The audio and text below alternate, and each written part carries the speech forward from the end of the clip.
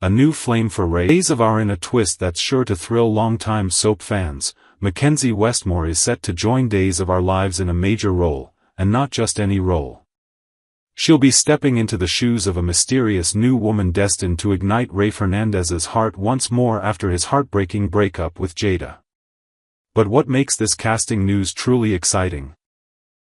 Westmore will reunite on-screen with her former Passions co-star Galen Gehring, reigniting a spark that once mesmerized millions. It's been over a decade since Luis and Sheridan last locked eyes on the now-defunct NBC soap Passions, but their legacy lives on in the hearts of devoted fans. And now, Days of Our Lives is giving that legacy a second chance. In a new form, in a new town from tragedy when Passions left the air, Days went on to establish himself as a cornerstone of the Salem police force. Meanwhile, McKenzie Westmore ventured into hosting and launched a successful beauty brand, but she never returned to "I've always wished we had a real ending," Westmore shared recently. Sheridan and Luis meant so much to so many. And though this is a new story, a new that something is a fresh love story, and not just any love story.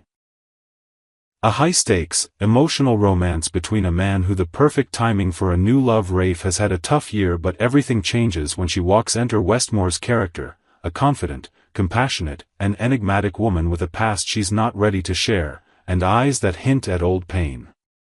Her arrival in Salem isn't coincidental. Is she a friend? Chemistry that can't be denied. Those who remember Passions will never forget the magnetism between Luis and Sheridan. It wasn't just romantic, it was electric. A push and pull. That same chemistry, still smoldering after all these years, is already turning heads on the Days set. It was like no time had passed and tell a love story they will. Insiders hint that the new pairing, while not a reincarnation of Luis and Sheridan, will borrow some emotional DNA from their past. They're a Salem power. As Days of Our Lives continues to evolve, it's clear the writers are aiming to create another iconic couple.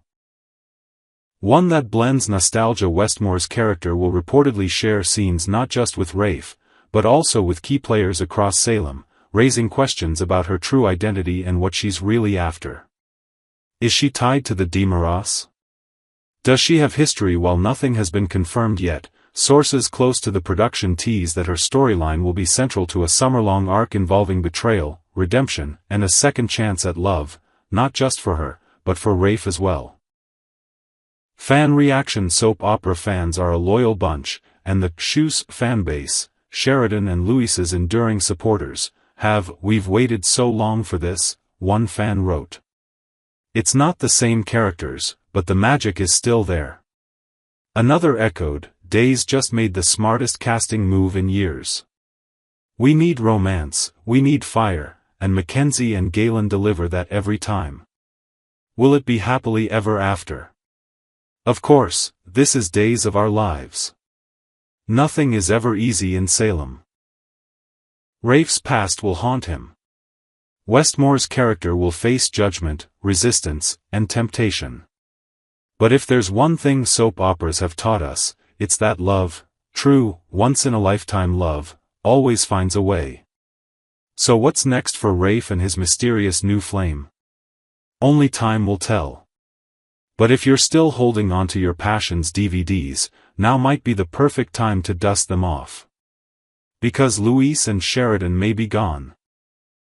But Galen and McKenzie are about to remind us why we fell in love with them in the first place. What do you think, soap fans? Are you excited for McKenzie Westmore's debut on Days? Do you believe in second chances, both for Rafe and for the actors who gave us one of daytime's most unforgettable couples? Let us know in the comments.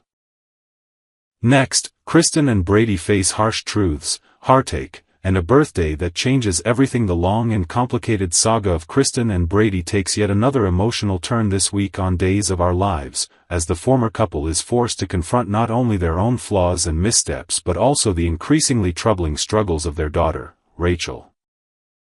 In a storyline that brings together heartbreak, regret, anger, and a fragile hope for healing, Kristen's desperate efforts to salvage Rachel's birthday spiral into something far deeper, a painful reckoning with the kind of parents they've become, and the people they used to be. A birthday party with no guests. It all begins on what should have been a day of joy and celebration. Kristen, ever determined to give Rachel the love she didn't have growing up, plans a birthday party for their daughter, complete with decorations, cake, and hope for at least a little laughter. But as she arrives with a delivery to the house, her face falls. Something is wrong.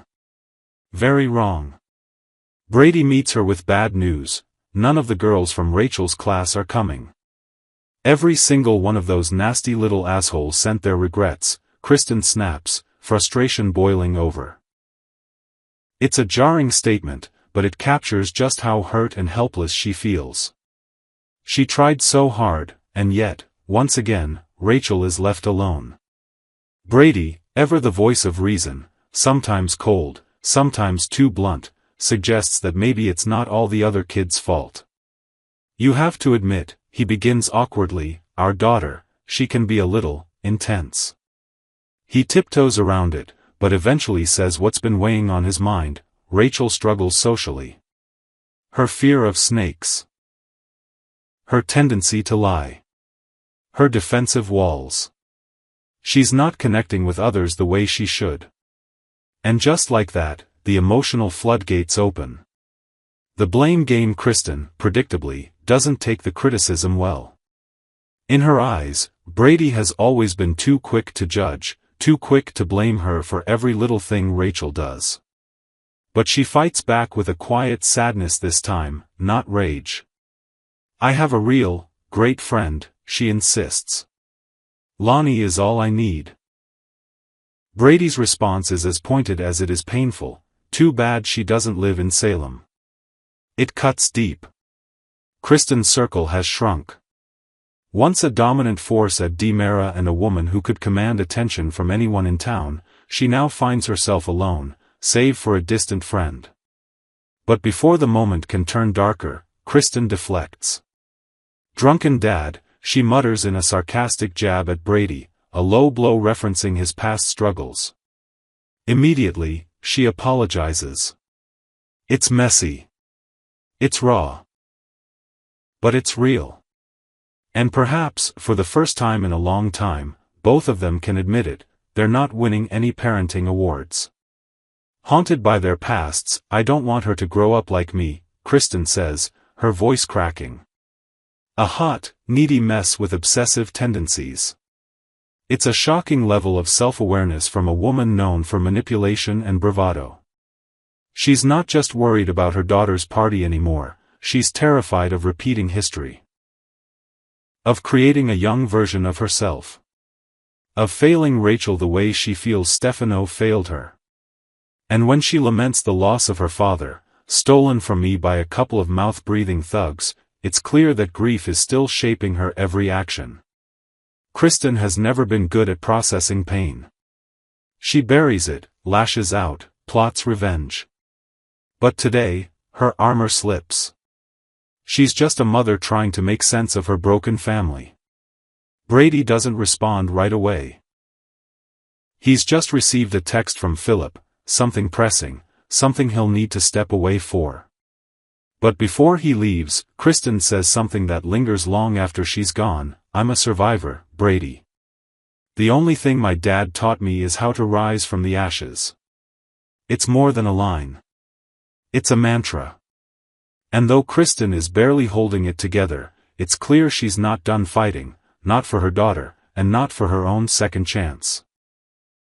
Desperate measures at the office later that day, Kristen does what she once swore she'd never do. She goes back to her old office, tail between her legs, looking for a job. Alex is there, and he's not thrilled. At first, Kristen tries to keep it casual, suggesting he put in a good word with Xander and Philip. About what? Alex snaps. Your skills in bed? It's cruel. Humiliating. But Kristen doesn't flinch. Honey, I don't think they'd be interested, he adds. And no offense, I'm not really interested anymore either. But Kristen doesn't break. She shifts tactics, channels the woman she once was, Fierce, smart, focused. I'm a determined woman, she tells him. I'm passionate about my career. Alex remains unmoved. It's a scene that shows just how far Kristen has fallen. Once feared, now dismissed. Once the queen of the boardroom, now a desperate outsider looking in. Still, even in rejection, she keeps going. Because she has to. A small win. Maybe the day ends the way it began, with Kristen and Brady, circling each other like two planets forever pulled by gravity but never quite aligned. She runs into him again, this time softer, more tired. And Brady, in an unexpected turn, says yes. He'll come to Rachel's birthday party. It's a small gesture. A flicker of hope. But for Kristen, it means everything. Because no matter what's gone wrong between them, the betrayals, the fights, the blame, they both still love their daughter. And maybe, just maybe, that shared love will be enough to start over. Not as a couple, but as co-parents. As people. As survivors.